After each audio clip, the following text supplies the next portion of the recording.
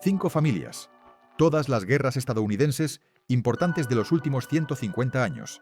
Mismo resultado, ellos acumulan fortunas, usted paga la factura y quienes mueren nunca verán un balance. Los nombres: DuPont, Rockefeller, Morgan, Lockheed, Halliburton. Estos imperios se construyeron sobre un modelo simple: posicionarse como proveedor esencial antes del conflicto, capturar los contratos durante la emergencia, inflar costes bajo protección estatal y reciclar beneficios en estructuras de poder que garantizan el siguiente ciclo. Esto no es teoría conspirativa, son contratos públicos, beneficios documentados, un patrón repetido durante 150 años, donde la guerra no fue una anomalía, sino el producto más rentable que un Estado puede generar para ciertos actores privados. Parte 1. ¿Cómo nacen las dinastías de la guerra? Antes de entrar en cada caso, es necesario entender por qué la guerra representa la situación óptima para maximizar beneficios con riesgo mínimo. Urgencia política. Cuando un gobierno declara guerra, no hay tiempo para licitaciones competitivas. La justificación es siempre seguridad nacional, y bajo ese paraguas se suspenden los controles normales. Gasto ilimitado. Los presupuestos de guerra no funcionan como presupuestos ordinarios. El Congreso aprueba partidas extraordinarias, y el contribuyente asume que el coste es el precio de la supervivencia. Contratos blindados. La mayoría operan bajo Cost Plus. El contratista factura todos los costes más un porcentaje de beneficio garantizado. Cuanto más caro, más ganan. Protección legal. Las empresas militares son estratégicamente esenciales. Incluso cuando se demuestra fraude, las sanciones son mínimas porque el gobierno no puede perderlas. Con este marco claro, podemos entender cómo 5 dinastías construyeron imperios multigeneracionales. El río Brandywine, en Delaware, no parece un lugar donde se forjen dinastías.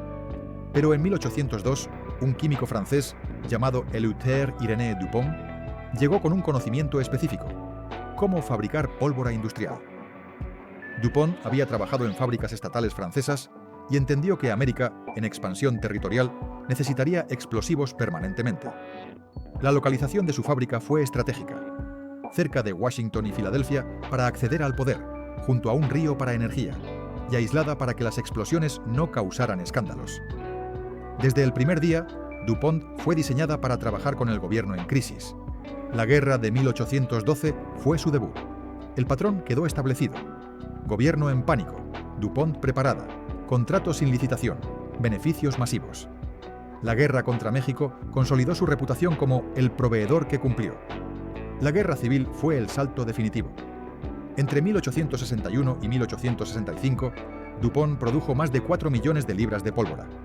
Contratos superiores a 10 millones de dólares, más de 300 millones, actuales. Detalle revelador: aunque la familia DuPont no era abolicionista y algunos simpatizaban con el sur, vendieron exclusivamente a la Unión, porque el norte tenía capacidad de pago. La ideología era irrelevante. La Primera Guerra Mundial transformó a DuPont en dinastía global. Suministraron el 40% de explosivos aliados. Beneficios de 5 millones en 1914 a 82 millones en 1918. Incremento del 1.600%. Más de 1.000 millones actuales. ¿Y qué hicieron con ese capital? Diversificaron hacia química, plásticos, fibras sintéticas. Usaron beneficios de guerra para construir un imperio de paz, pero nunca abandonaron los contratos militares. Segunda Guerra Mundial. Operaron instalaciones de plutonio en Hanford, como parte del proyecto Manhattan. Contrato Cost Plus. Riesgo cero. Beneficio garantizado. Corea, Vietnam, Golfo, Irak, Afganistán. En cada conflicto, DuPont o sus divisiones derivadas estuvieron presentes. Hoy, el fideicomiso familiar vale más de 30.000 millones de dólares. 6 generaciones viviendo de capital construido sobre pólvora que mató a millones. Si DuPont dominó el explosivo, Rockefeller controló la energía. Y su estrategia fue más sofisticada. Estructuró un sistema donde ambos lados dependían de su producto. John D. Rockefeller fundó Standard Oil en 1870 y para 1880 controlaba el 90% del refinado petrolero estadounidense. Un monopolio absoluto que se volvió estratégico cuando la Marina adoptó fuel oil en lugar de carbón. La Guerra Hispanoamericana de 1898 confirmó: quien controla el combustible, controla la proyección naval. Primera Guerra Mundial. Standard Oil dividida formalmente en 1911, pero controlada por Rockefeller vía Exxon, Mobil y Chevron, vendió masivamente a aliados, cientos de millones en contratos. Pero el detalle crucial, las filiales alemanas vendieron a Alemania. Incluso tras la entrada estadounidense, siguieron comerciando vía países neutrales, legalmente separadas, misma estructura familiar ganando en ambos frentes. Los beneficios convirtieron a John D. en el primer billonario del mundo. Segunda Guerra Mundial. Standard Oil de Nueva Jersey fue investigada por compartir patentes de caucho sintético con la alemana IG Farben, prolongando la capacidad bélica nazi. El senador Truman concluyó que perjudicaron el esfuerzo de guerra. Pero nadie fue procesado. La empresa era demasiado importante. Corea, Vietnam, Golfo, en cada conflicto, las empresas sucesoras suministraron combustible. Para los 70, la familia desinvirtió parcialmente para evitar escrutinio, pero la fortuna estaba asegurada. 11.000 millones actuales. Construidos sobre petróleo que quemaron ejércitos mientras mataban a decenas de millones. John Pierpont Morgan entendió algo crucial. No necesitas fabricar armas. Basta con financiar a quien las compra. Quien presta para la guerra gana sin importar el resultado. Para 1900, JP Morgan Company era el banco más poderoso de Estados Unidos. La guerra hispanoamericana fue su ensayo. Préstamos pequeños, pero estableció la relación gobierno-Morgan. Primera Guerra Mundial. Cuando estalló en 1914, bancos estadounidenses liderados por Morgan prestaron más de 2.000 millones, 50.000 millones actuales, a Gran Bretaña y Francia. Ese dinero compraba armamento estadounidense. Morgan ganaba en ambos extremos, intereses sobre préstamos y comisiones sobre transacciones. El detalle crítico.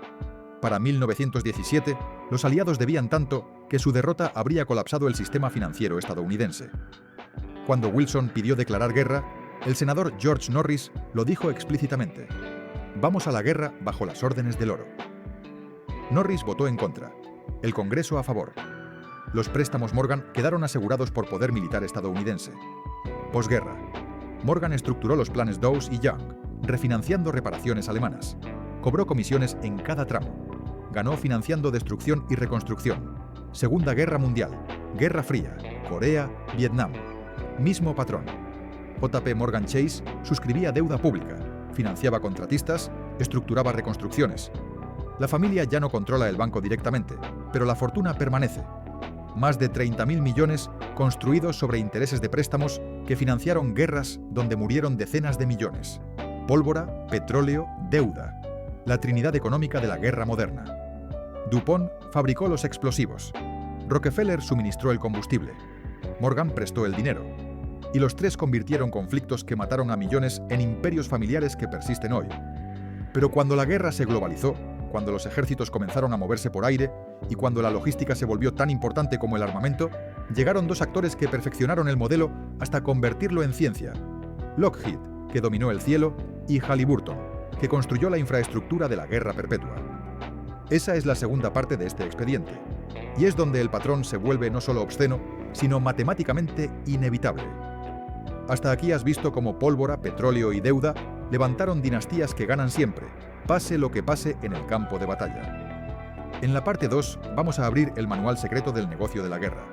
Nombre por nombre, contrato por contrato, cómo Lockheed y Halliburton convirtieron el sobrecosto en ciencia.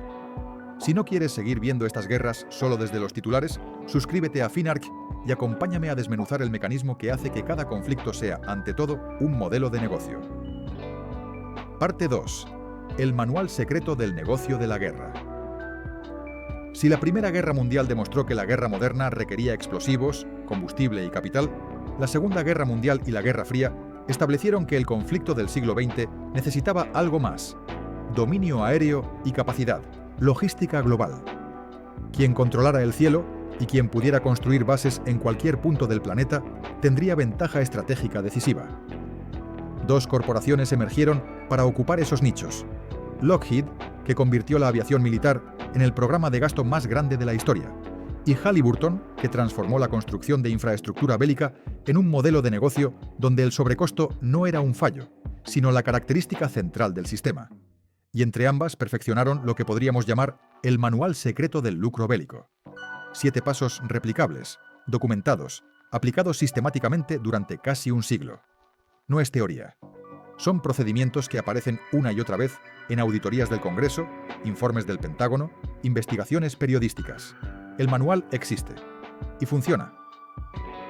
Los hermanos Lougheed, cuyo apellido fue posteriormente simplificado a Lockheed, fundaron su compañía de aviación en 1912. En los albores de la aviación, cuando los aviones eran poco más que curiosidades de feria, ellos entendieron que el futuro militar estaría en el aire. La Primera Guerra Mundial vio un uso limitado de aeronaves. Reconocimiento, principalmente, algo de bombardeo experimental. Lockheed obtuvo contratos modestos, diseños experimentales, nada transformador. Pero el potencial estaba claro. Y cuando la guerra terminó, Lockheed hizo algo crucial. Mientras muchas empresas aeronáuticas quebraron al evaporarse los contratos militares, Lockheed sobrevivió construyendo aviones civiles, pero nunca cortó sus conexiones con el Pentágono. Mantuvieron ingenieros con habilitación de seguridad, instalaciones adaptables a producción militar, relaciones con oficiales clave.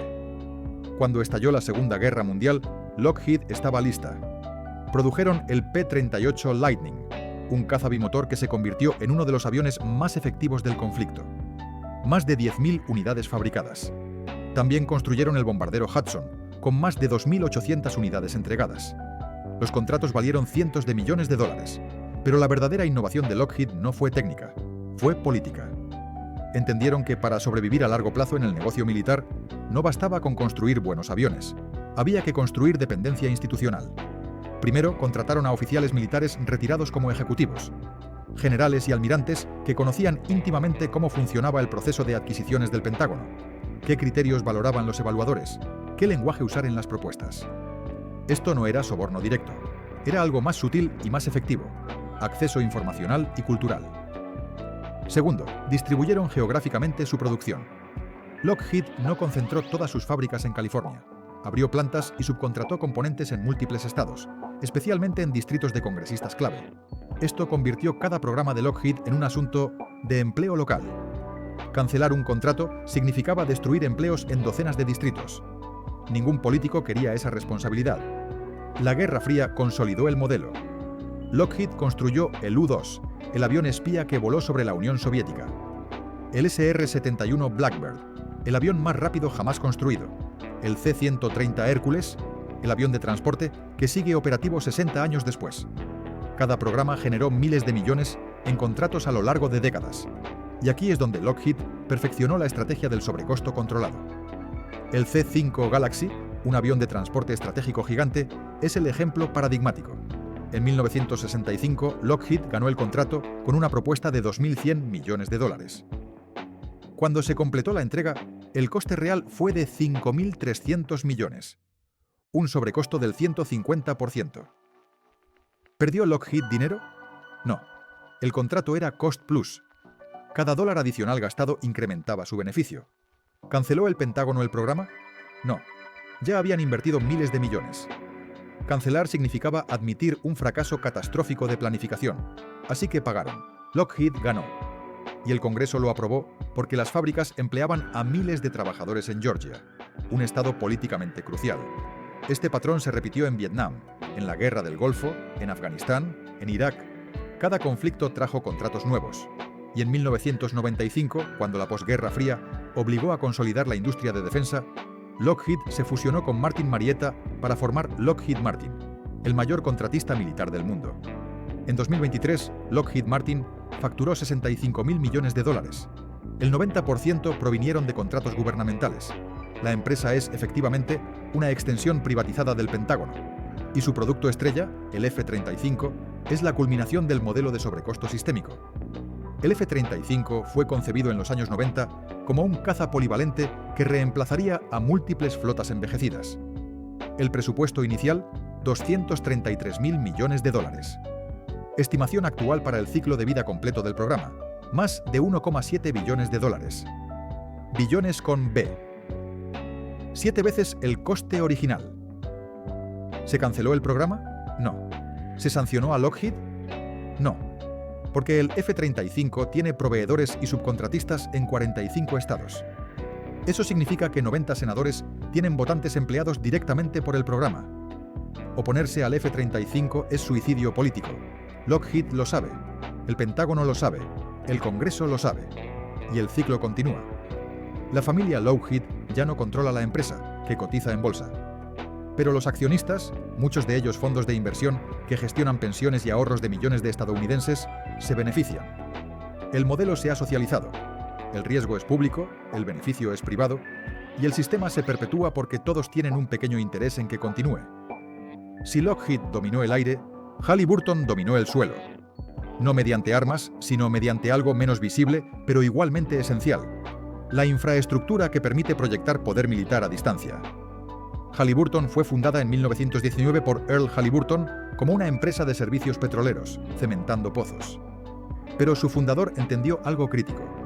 Si sabías construir infraestructura industrial en condiciones difíciles, rápido, bajo presión, podrías hacer lo mismo para el ejército. Y el ejército pagaría más y con menos preguntas.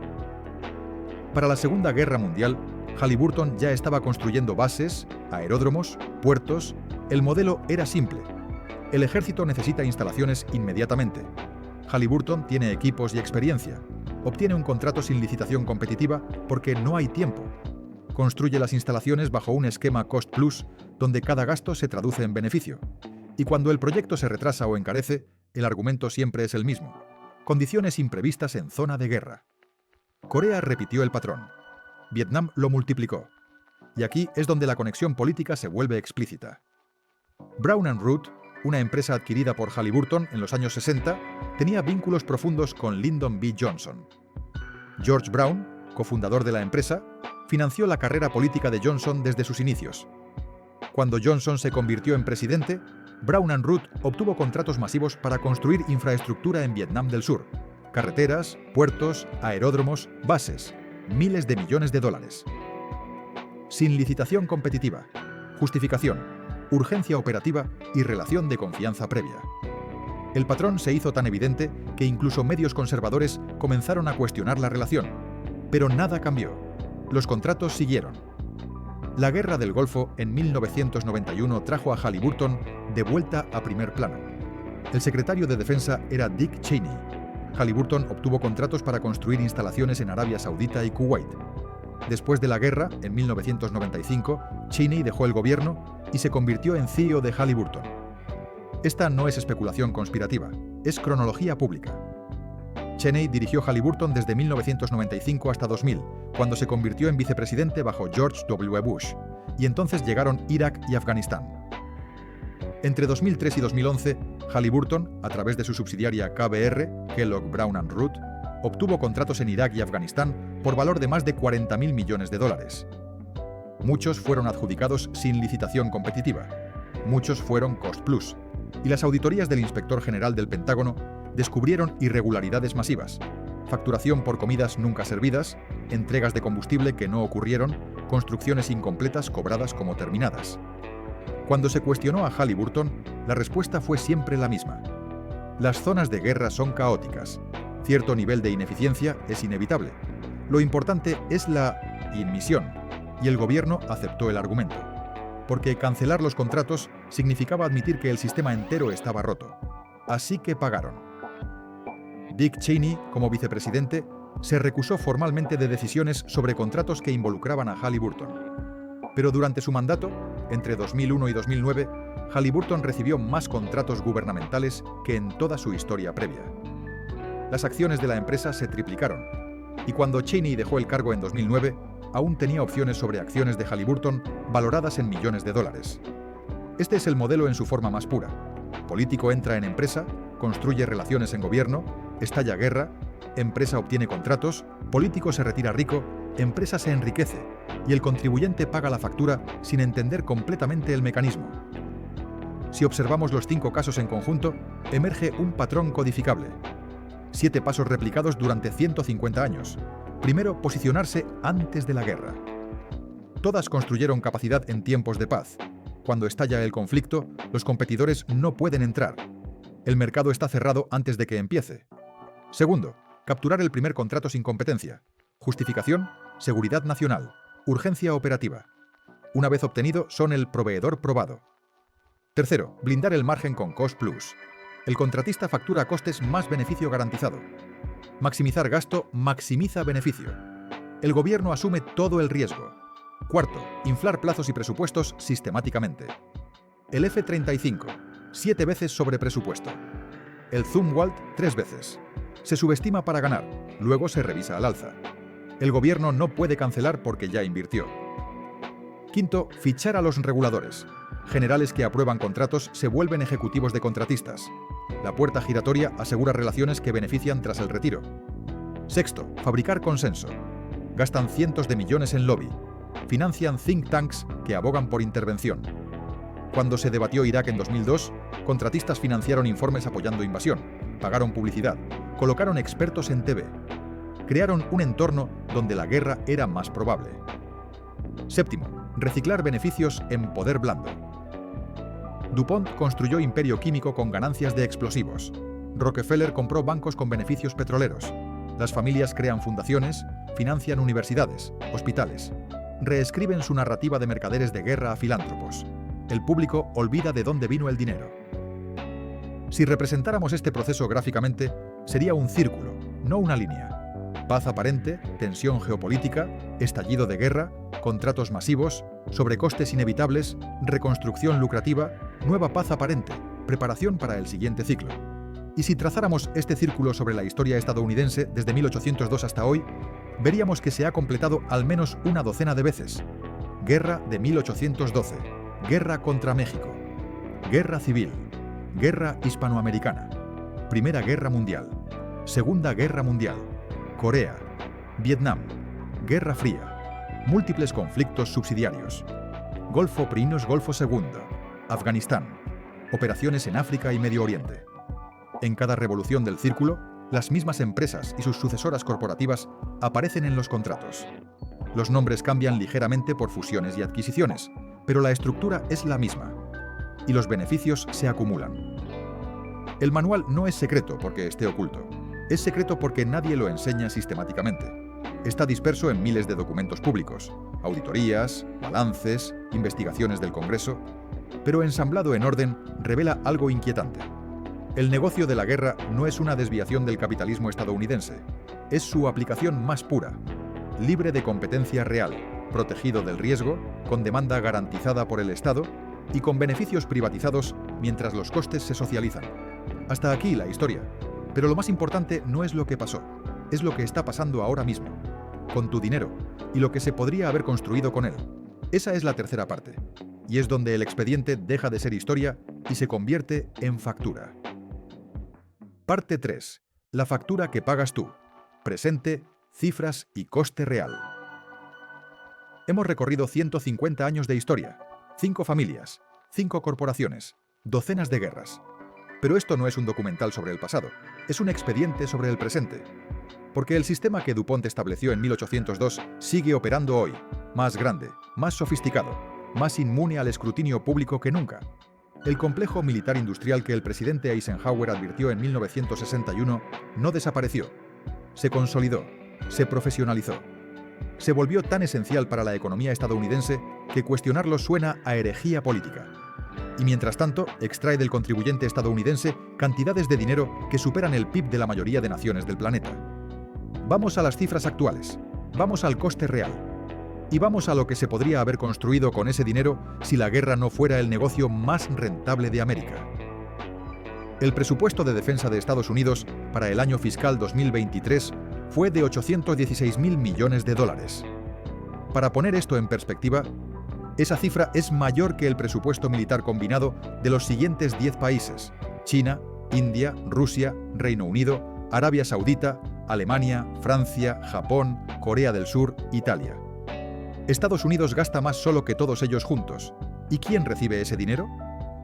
Los 5 mayores contratistas de defensa: Lockheed Martin, Raytheon Technologies, General Dynamics, Boeing y Northrop Grumman recibieron contratos por más de $200.000 millones en 2023. Eso es el 25% del presupuesto total. Una cuarta parte del gasto militar estadounidense va a 5 empresas. Lockheed Martin, como vimos, facturó $65.000 millones en 2023, el 90% de contratos gubernamentales. Raytheon, $67.000 millones, también con dependencia gubernamental superior al 80%. Estas no son empresas que trabajan ocasionalmente para el gobierno, son extensiones privatizadas del Pentágono. entidades que no podrían existir sin el flujo continuo de gasto militar. Y el patrón que documentamos en la historia sigue intacto. Estas empresas emplean a exoficiales militares como ejecutivos y lobistas. Lockheed Martin tiene en su nómina a docenas de exgenerales y almirantes. Raytheon tiene exsecretarios de defensa en su junta directiva. El secretario de Defensa Lloyd Austin fue miembro de la junta directiva de Raytheon antes de ser nombrado. La puerta giratoria no se cerró, se institucionalizó. Estas empresas distribuyen geográficamente su producción para maximizar dependencia política. El programa F-35 tiene proveedores en 45 estados. Eso significa que cualquier intento de cancelar el programa enfrenta oposición de 90 senadores cuyos votantes perderían empleos. Es ingeniería política. Y los sobrecostes continúan siendo la norma, no la excepción. El F-35, como mencionamos, ha pasado de 233.000 millones a 1,7 billones. El destructor clase Zumwalt costó $7.500 millones por unidad, 3 veces el presupuesto original. El programa del bombardero B-21 Raider ya muestra señales de inflar costes antes de entrar en producción plena. ¿Alguien ha ido a prisión? No. ¿Alguna empresa ha perdido contratos por sobrecostes? No, porque el sistema está diseñado para que esto sea normal. El sobrecosto no es un fallo, es una característica del modelo Cost Plus que comentamos antes. Si sumamos los contratos documentados de las 5 corporaciones originales, DuPont, Rockefeller, Morgan, Lockheed y Halliburton, desde sus respectivos inicios hasta la actualidad, la cifra supera los $485.000 millones en valor ajustado a inflación. Pero esa cifra es conservadora. Solo incluye contratos directos documentados en registros públicos. No incluye revalorización de acciones de las empresas durante periodos de guerra, beneficios de inversiones realizadas con capital acumulado durante conflictos, rentas de bienes raíces comprados con ganancias bélicas, ingresos de empresas derivadas creadas con capital original proveniente de contratos militares. Si incluimos esos factores, la cifra supera el $1 billón. $1 billón extraído del contribuyente estadounidense a lo largo de 150 años, transferido a estructuras corporativas privadas y reciclado en imperios familiares que persisten hoy. Y recordemos, cada dólar pagado a estas empresas provino de impuestos o de deuda pública que los contribuyentes futuros deberán repagar. No es dinero ganado en el mercado libre, es dinero extraído del público mediante el poder coercitivo del Estado y transferido a manos privadas bajo justificación de seguridad nacional. Aquí es donde la dimensión moral del expediente se vuelve abrumadora, porque no se trata solo de lo que se gastó, sino de lo que no se construyó.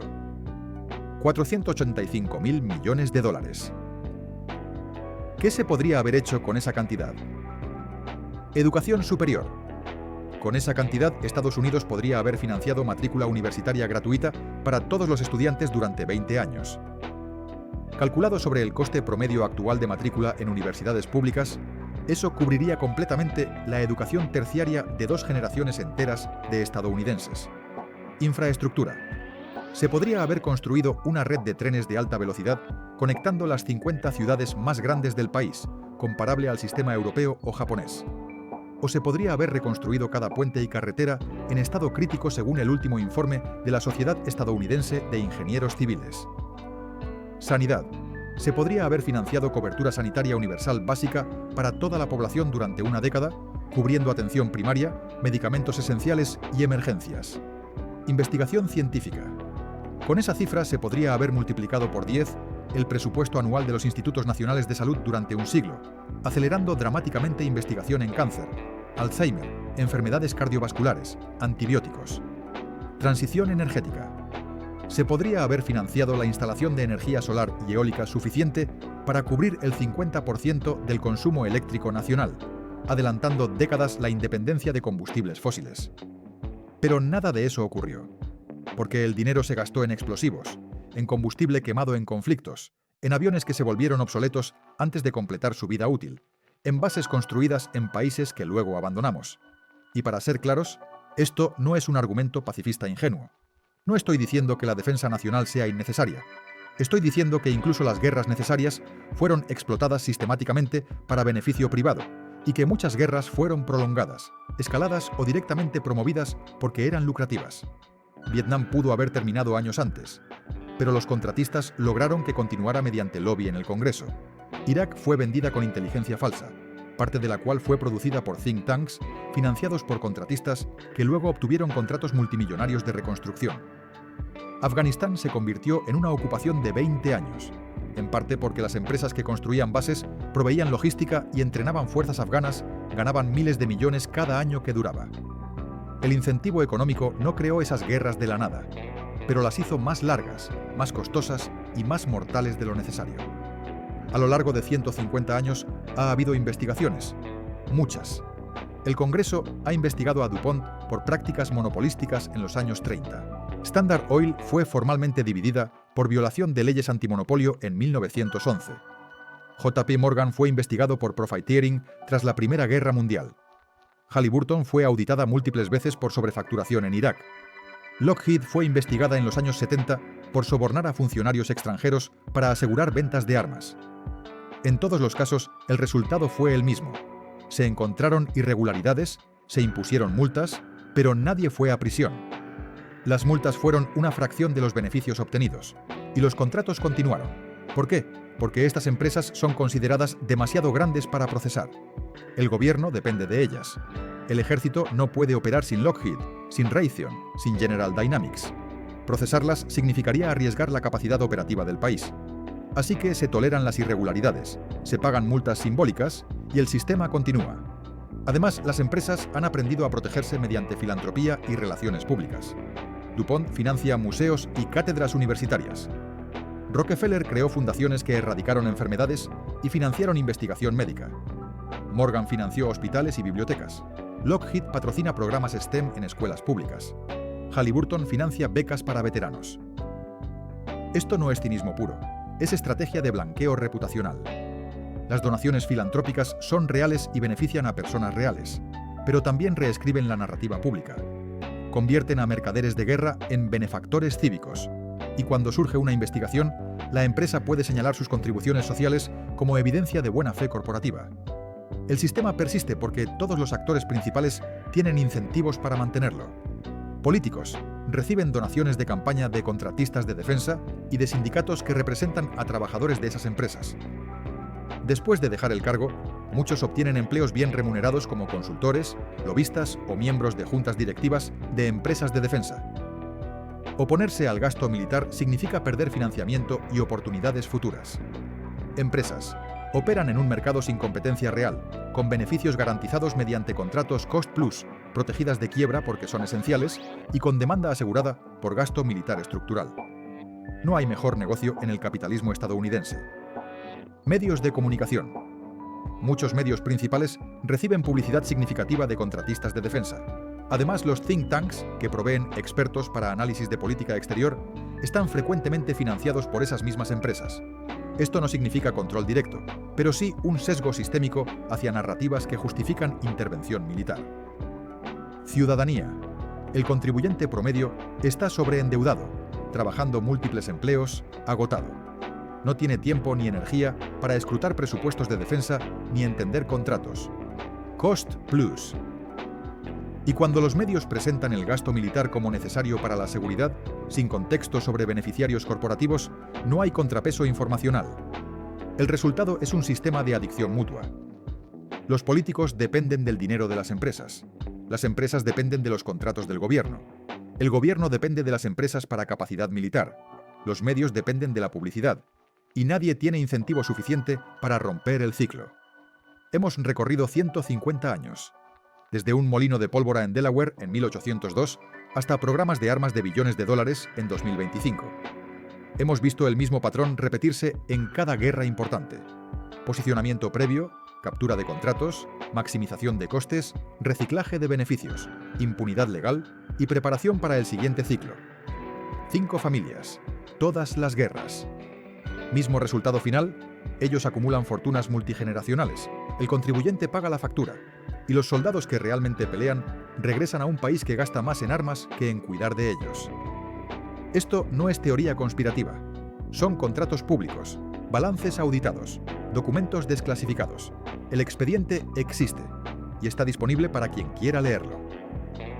La pregunta que este expediente plantea no es moral en el sentido simple. No es ¿es esto malo? La pregunta es más profunda y más inquietante. ¿Qué ocurre cuando un país estructura su economía de tal manera que ciertos actores solo prosperan si hay guerra?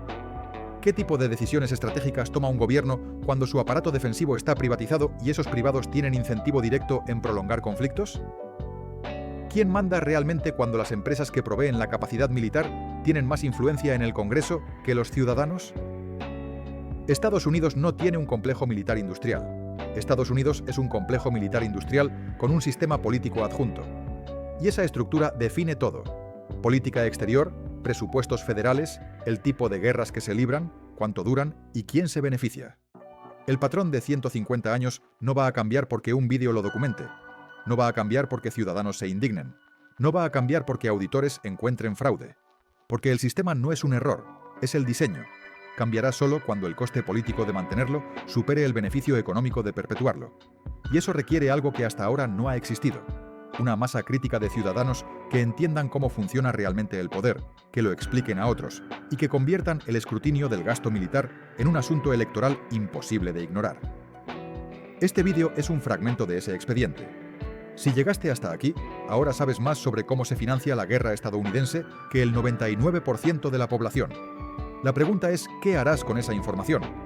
Puedes suscribirte para ver cómo continuamos, documentando esta estructura. El siguiente vídeo profundizará en un solo caso: cómo exactamente funciona el lobby de defensa en el Congreso, nombre por nombre, donación por donación, voto por voto. O cómo el programa F-35 se convirtió en el mayor derroche de la historia moderna. O cómo Halliburton facturó por servicios nunca prestados en Irak. Pero sobre todo, comparte esto, porque el sistema persiste en la oscuridad. Y cuando suficientes personas ven el patrón, cuando suficientes personas entienden que la guerra no es un accidente ni una necesidad inevitable, sino un modelo de negocio protegido por el Estado, entonces quizás, solo quizás, el ciclo pueda romperse. 5 familias, 150 años, todas las guerras, mismos beneficiarios. El expediente está abierto y no van a cerrarlo por ti.